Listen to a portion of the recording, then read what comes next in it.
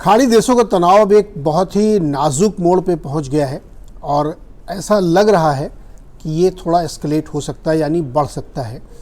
सबसे पहले मैं आपको ये बता दूं कि पिछले 24 घंटे के अंदर क्या क्या हुआ है वहाँ पे। आपको पता ही था कि इजराइल और हमास के बीच में लड़ाई चल रही है। कल वहाँ पे अमेरिकी राष्ट्रपति जो बाइडन गए थे और वहाँ वो मिले और उन्होंने इजराइल को एक क्लीन चिट दे दी कि जो गज़ा के एक अस्पताल में हमला हुआ है उसमें इजराइल का कोई हाथ नहीं है, किसी और ने किया है। अब किसी और ने का मतलब या तो हमास ने किया है या जो इस्लामिक जिहाद नाम की एक संस्था बताई जा रही उसने किया है। तो ये एक बड़ा डेवलपमेंट था कि इजराइल के साथ खुलकर क्लीन चिट के तौर पे यूएस खड़ा हुआ। और बाइडन की जॉर्डन के किंग से मुलाकात थी लेकिन वो हो नहीं पाई क्योंकि उन्होंने मना किया, पब्लिक सेंटीमेंट ठीक नहीं था और वो वापस चले गए। दूसरा बड़ा डेवलपमेंट ये हुआ है कि एक इजिप्ट के तरफ जो रफ़ा का रास्ता जाता है वहाँ से उन्होंने रसद पहुँचाने के लिए, ज़रूरत के सामान पहुँचाने के लिए उनको मना लिया है इजिप्ट को, और $10 करोड़ की एक सहायता पहुँचाई जाएगी। ऐसी घोषणा अमेरिका ने की है जो कि गज़ा के लोगों को मिलेगी। लेकिन ये इंश्योर्ड होगा कि वो पूरी मदद किसी भी तरीके से हमास की तरफ डाइवर्ट ना होने पाए या हमास उसको कैप्चर ना करने पाए। तीसरा डेवलपमेंट ये है कि यूके के पीएम मिस्टर ऋषि सुनक आज इजराइल जा रहे हैं और वो वहाँ पे Israeli prime minister Benjamin Netanyahu से मिलेंगे।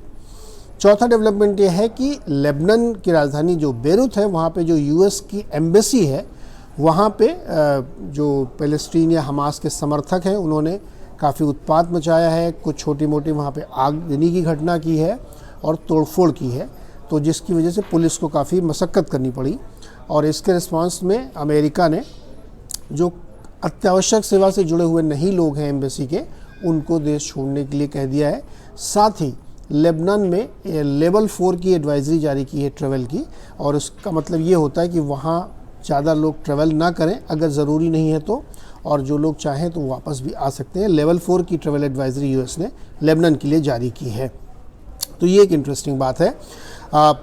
अगेन वाइट हाउस ने पूरी तरीके से इजराइल के साथ अंतिम समय तक खड़े रहने की बात कही है और आज यूक्रेन और इजराइल मसले पर बाइडन जी एक डिस्कशन करेंगे कि इस मसले को कैसे निपटा जाए और इसमें यूएस की अपनी पोजीशनिंग क्या होनी चाहिए। और ईरान ने तमाम जो इस्लामिक देश हैं ओआईसी के मेंबर्स हैं उनसे ये अपील की है कि इजराइल का बायकॉट किया जाए, उसके साथ व्यापारिक संबंध खत्म किए जाएँ, उसको ऑयल की सप्लाई रोकी जाए और साथ ही अपने अपने देशों से उसके राजदूत को बाहर निकाला जाए। तो ये बेसिक अपडेट था पिछले 24 घंटे का। अब इसका इंटरप्रिटेशन ये है कि देखिए बहुत गंभीर और नाजुक मोड़ पे ये तनाव पहुंच चुका है।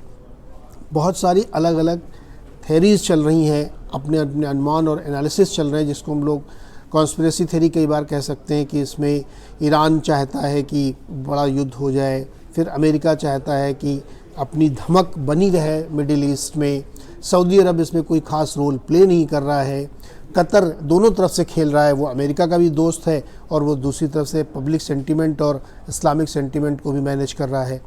तो ये जो पूरी घटनाक्रम हो रही है ये एक बहुत ही नाजुक मोड़ पे है। घटनाक्रम किसी भी तरफ पलट सकते हैं, कोई और ऐसी दुर्घटना हो गई तो बड़े युद्ध की आशंका से इनकार नहीं किया जा सकता। इस बीच फ्रांस के जो प्रेसिडेंट हैं इमैनुअल मैक्रोन, उन्होंने एक बहुत बड़ा स्टेटमेंट दिया है जो दुनिया भर के लोगों के लिए सोचने पर मजबूर करता है। उन्होंने कहा है कि यूरोपीय देश इस्लामिक टेररिज्म के शिकार हो रहे हैं और इनके लिए बहुत बड़ा एक खतरा हो रहा है।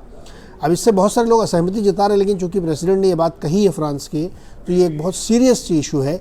तो अगर आप मोटे तौर पर देखें तो पूरी दुनिया दो हिस्सों में बंटती हुई दिख रही है। एक तरफ इस्लामिक कंट्रीज़, एक तरफ नॉन इस्लामिक कंट्रीज़, या मोटे तौर पर वेस्टर्न पावर्स साथ में खड़ी हैं। तो क्या एक बड़े युद्ध की ओर हम बढ़ रहे हैं? क्या और ज़्यादा इसमें नुकसान की आशंका है? इस मोड़ पर पक्के तौर पे कहना बहुत मुश्किल है, लेकिन परिस्थितियां जो निर्मित हो रही हैं वो बहुत नाजुक हैं, वो किसी भी तरफ से बदल सकती हैं। इसीलिए आप देख रहे हैं कि इक्विटी मार्केट में उसका असर देखने को मिल रहा है, क्रूड में उसका असर देखने को मिल रहा है, गोल्ड में उसका असर देखने को मिल रहा है। गोल्ड की कीमतें बढ़ रही हैं, क्रूड की कीमतें बढ़ रही हैं और शेयर मार्केट में गिरावट आती हुई दिख रही है। तो हम आपको ऐसे अपडेट करते रहेंगे, लेकिन इस समय परिस्थिति काफ़ी चिंताजनक है।